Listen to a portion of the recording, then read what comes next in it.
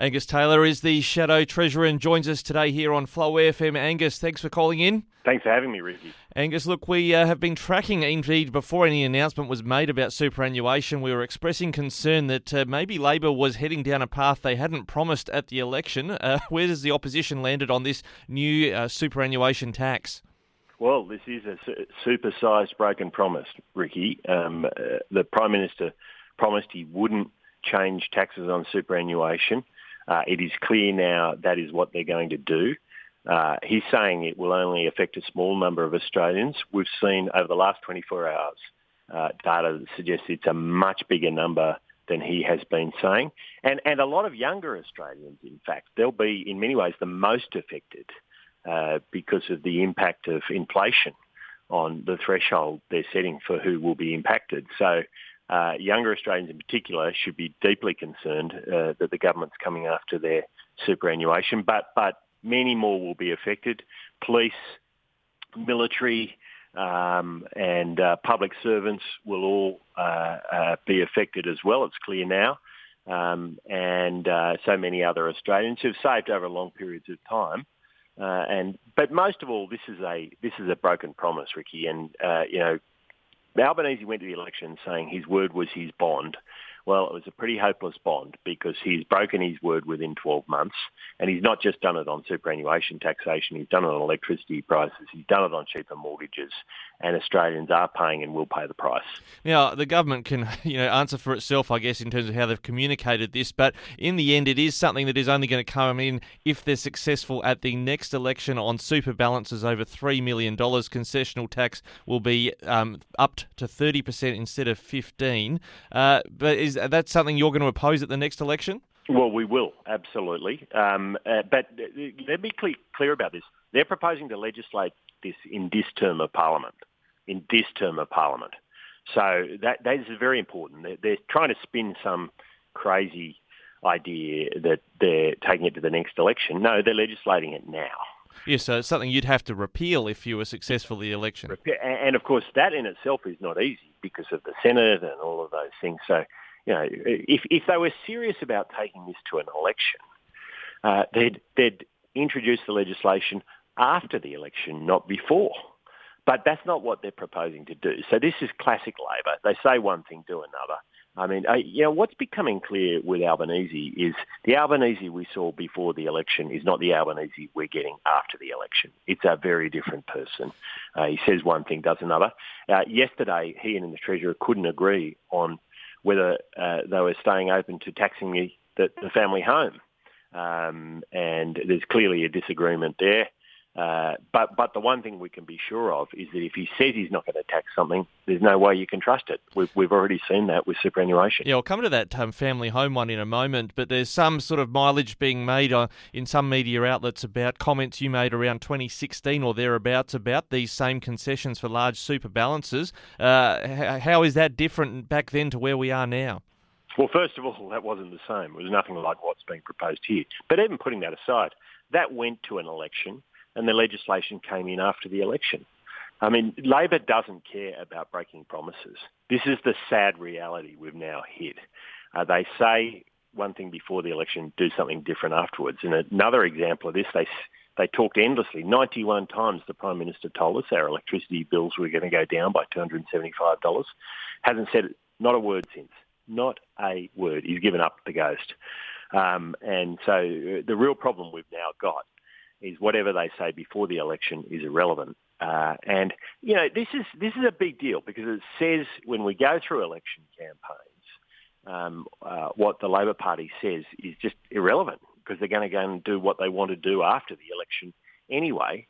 And at a time like now where we've got raging inflation, we've got national accounts data that's come out telling us people are being hit not just by inflation but by rising mortgage payments and rising taxation, which is one we didn't expect. And all of those things are really squeezing Australians. It's meaning they're having to dive deep into their savings in order to make ends meet.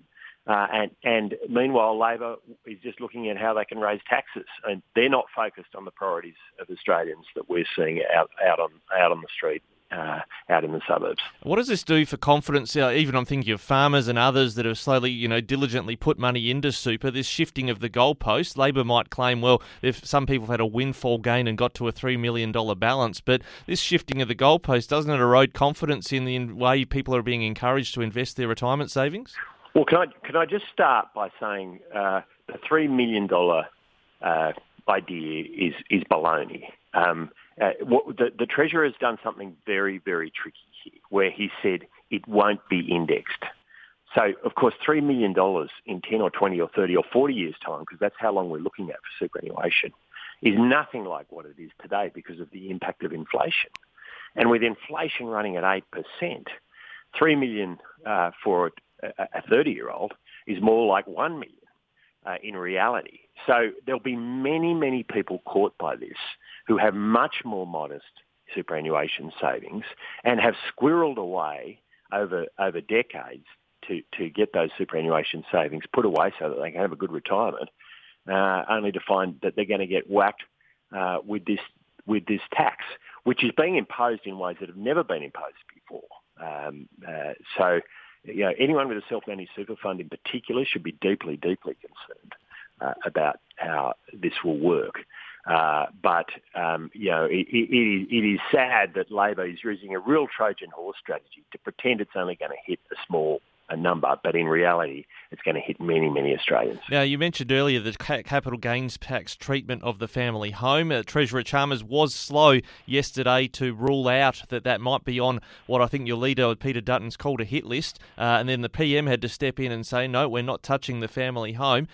What basis do you have to say there may be a hit list of future taxes? Because he put them out 2 days ago. I mean, the Treasurer and Treasury put out a hit list of $150 billion of additional taxes that they could charge. Now, included on that list, right at the top of that list, was hitting the family home. So the Treasurer puts this out the day he says, I'm going to start taxing superannuation, having promised before the election they wouldn't. He puts out this long list of possible taxes they could impose. Now, top of the list was the family home, then negative gearing, work expenses is on there, deductions of rentals.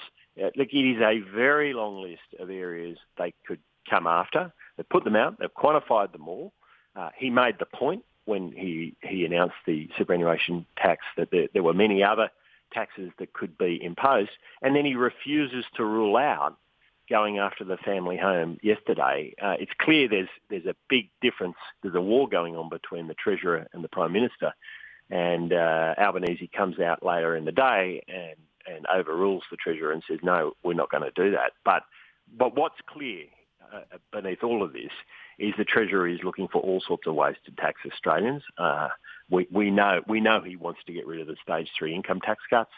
But we also know now there's a long list of other taxes he would like. And we're going to hold him to account on what they said before the election, which is they gave Australians the impression that they weren't going to be a big taxing, big spending traditional Labor government, but in fact that's what we're getting. And Angus Taylor, the Treasurer, Dr Jim Chalmers, has also tried to throw the blame at the feet of the opposition, saying you and your colleagues were responsible for $1 trillion in budget deficit that's forced them to look at these tax changes. Has he forgotten we had a pandemic between now and then? Well, it's worse than that. I mean, Chris Richardson, highly respected economist, says when Jim Chalmers uses those numbers, he is, and I'll quote, blowing smoke. In other words, they're completely wrong. It's not even close to that. And you're right, we did have a pandemic. But what I'll also say is that Jim Chalmers, from the end of the pandemic through to the end of June, just after the election, he inherited 8 months of a budget that was in surplus. It was in surplus. Now, he's driving that off a cliff. He wants to spend lots more money. He added $114 billion of spending in the October budget. Who knows how much he's going to be adding at this budget. And so the truth of Labor is that when Labor runs out of their money, they come after your money. That's exactly what's going on. That's how this Treasurer thinks, and I think we're going to see a lot more of this.